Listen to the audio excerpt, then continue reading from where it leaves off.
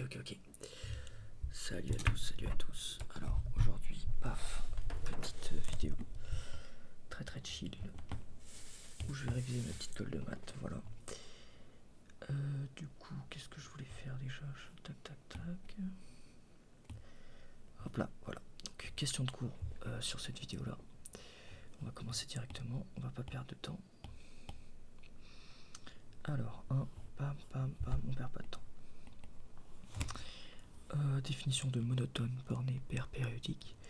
On va commencer directement par, je pense que le mieux c'est de commencer par non, monotone c'est bien. Donc c'est à dire qu'on va faire croissante et décroissante. Hop là, vous allez voir que ça se rejoint finalement. Donc alors, pour croissante et décroissante, qu'est-ce qu'on va faire? On va se dire que pour tout pour un couple UV qui appartient à R carré, qu'est-ce qui va se passer? Tac, avec U inférieur à V, alors F de U est inférieur à F de V, donc ça c'est croissant.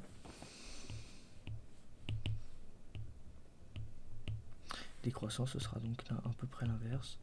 Tout V qui appartient à R carré, si U est inférieur à V, là ça va impliquer que F de U est supérieur à F de V. On va mettre des supérieurs ou égales, et ici des supérieurs ou égales, inférieurs ou égales, voilà. Donc monotone, si et seulement si croissante ou décroissante.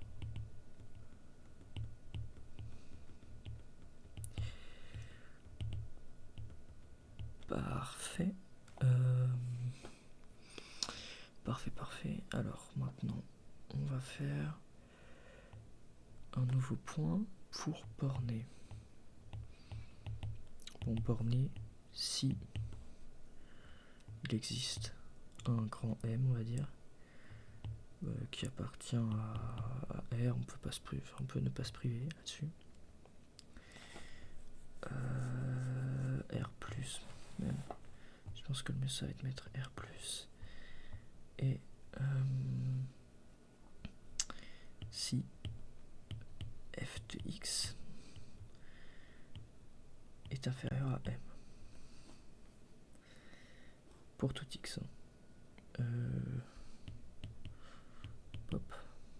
au domaine de définition de la fonction. Donc en gros, si elle est majorée, on peut le faire autrement. Si, donc on va mettre si et seulement si il existe un couple MR, ou pour tout X, voilà, qui appartient au domaine de définition, ce serait bien de le préciser ici. On a M qui est inférieur à tout F de X, et X qui est supérieur ou égal, inférieur plutôt, à tous les M, voilà. Est-ce qu'on a oublié quelque chose là-dessus? Je sais pas trop. Je vérifie vite fait, parce que là je refais un petit peu comme ça, brûle pour point. Mais ça peut ne pas être con. Alors, nanana. Si seulement si. Ok, non, c'est pas mal. C'est pas mal. Hop là. Fonction paire-impair maintenant.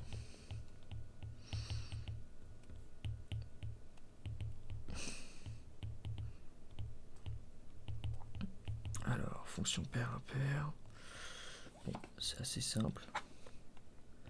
Si et seulement si. Pour tout X qui appartient au domaine de définition, F de X est égal à F de moins X.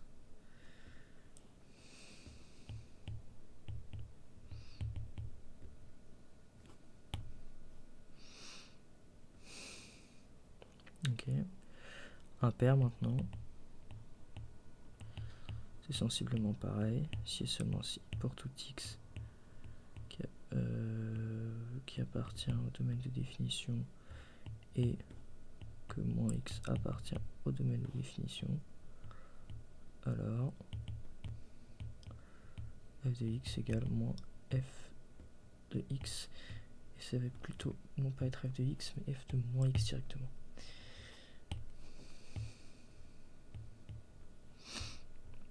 Voilà. Hop, maintenant, on a directement fini la question 1, périodique. Alors, si et seulement si il existe t qui appartient au domaine de définition de la fonction et k qui appartient à z pour tout x qui appartient à df, qu'est-ce qu'on va avoir pour tout x qui appartient à df? On a du coup f de x plus kt qui est égal à f de x. Voilà. Alors lui il est un peu plus tricky que ça parce qu'il faut le préciser. Si et seulement si si et seulement si, on va dire quoi plutôt? On va dire x moins t et x plus t appartiennent à df. Voilà. Bon, c'est pas si mal. Donc voilà, on a fini la question 1. Je pense que ça peut être intéressant déjà de s'arrêter là-dessus. C'est assez rapide. Et voilà, surtout que parce qu'après ça va directement être un peu plus long la question 2. Donc 2. Hop là. Sur les fonctions lipschitziennes. Je pense que ça peut peut-être être intéressant de faire ça un petit peu plus tard. Ou non, quoique. Les fonctions lipschitziennes sont plutôt rapides. Donc on va se permettre, je pense, de les faire. Alors je vérifie juste qu'elles sont plutôt rapides, effectivement. Il me semble que oui. Oui, c'est plutôt rapide. Donc, qu'est-ce qu'on a? Racine ellipse sur 1 plus l'infini. Alors, qu'est-ce qu'une fonction lipschitzienne d'abord? C'est une fonction qui, pour tout uv qui appartiennent au domaine de définition de la fonction, on va avoir, que je réfléchisse bien, f de u moins f de v qui est inférieur ou égal à k u moins v. J'espère que j'ai pas fait d'erreur là-dessus, mais je pense pas forcément. Allez, ici. D'ailleurs, il y a une erreur ici. Ce serait u et v. Voilà. Et effectivement, peut-être préciser l'existence de k. Oula, mais je fais un petit peu n'importe quoi, désolé. On va préciser juste ici qu'il existe un k qui appartient à R. Ou un k qui appartient à R. Déjà, c'est déjà pas mal, mais même pas forcément.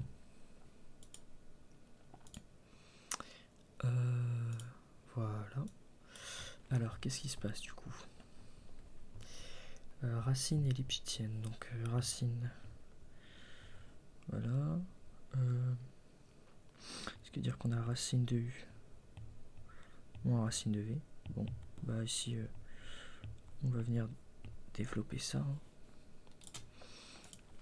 On va venir développer ça par un petit produit remarquable.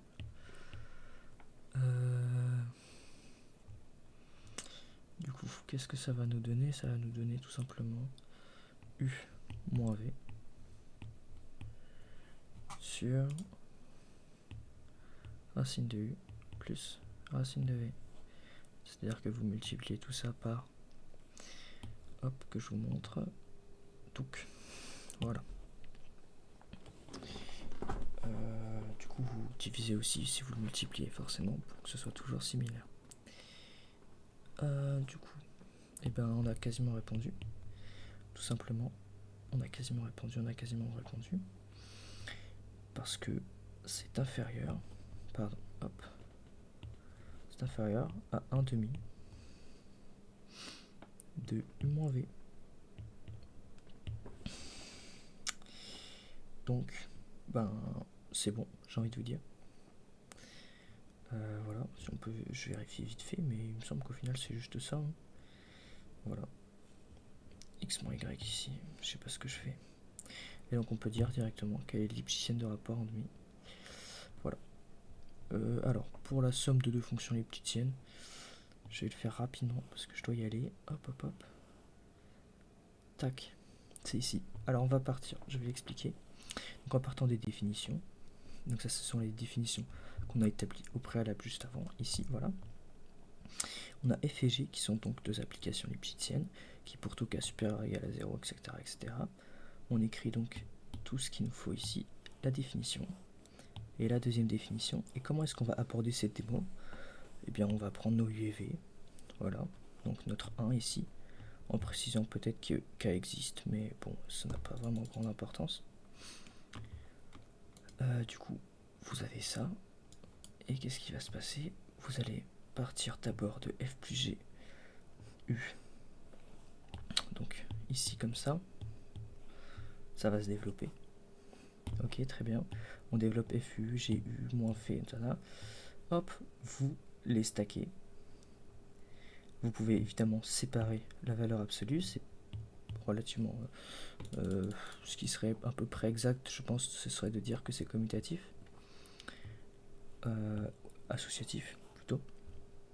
Et donc, ben ça donne comme si on avait k plus k' au final, et donc de valeur absolue de u de v, donc c'est bel et bien lipschitzien. Voilà, donc je vais pas forcément faire le troisième pour le coup. La question 3, je ferai dans une autre vidéo qui devrait pas tarder à sortir, vous inquiétez pas. Mais on s'arrête là pour le moment. Voilà, voilà, voilà. Hop là, ça c'est mon cours. Il n'y a qu'une page de cours, ça c'est bizarre d'ailleurs, mais parce que c'est pas l'entièreté de mon cours. Ok. Donc voilà pour les fonctions lipschitziennes. C'est relativement facile de faire les démos là-dessus. Et voilà, merci, merci. Hop là. Salut, salut.